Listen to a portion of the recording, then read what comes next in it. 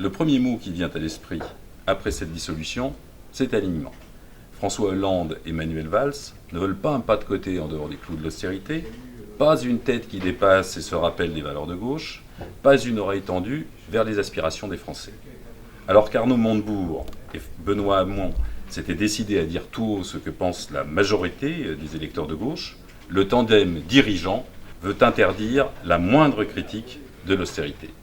Ceux qui se sont tout de suite exprimés en faisant part de leur satisfaction, ce sont les dirigeants du MEDEF qui ont apprécié la dissolution du gouvernement pour ce qu'elle est, un coup de force en faveur d'une politique pleinement libérale.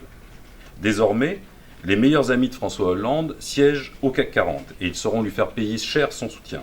La politique gouvernementale leur est pieds et poings liés, livrée.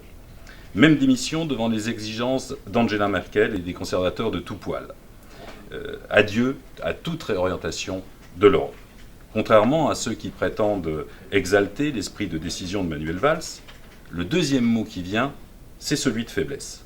Faiblesse devant les milieux financiers et l'idéologie capitaliste, mais aussi faiblesse politique. Démissionner le gouvernement Valls 6 mois après l'avoir nommé, c'est avouer son échec, c'est reconnaître que, submergé par son impopularité, il ne peut admettre dans ses rangs la moindre critique. Faiblesse aussi devant l'amoindrissement du socle politique de François Hollande.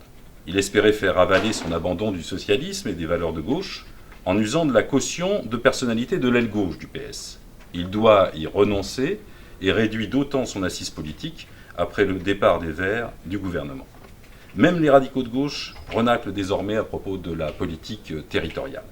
La phrase d'Aurélie Filippetti, refusant un nouveau poste dans le prochain gouvernement et le devoir de solidarité gouvernementale, au nom de sa fidélité à ses idéaux, résonne dans un électorat de gauche qui a vu l'abandon du discours du Bourget contre la finance pour le ralliement aux exigences du MEDEF. Déjà, des contacts se nouent entre des responsables et des militants de cette gauche qui veut être plus que jamais la gauche.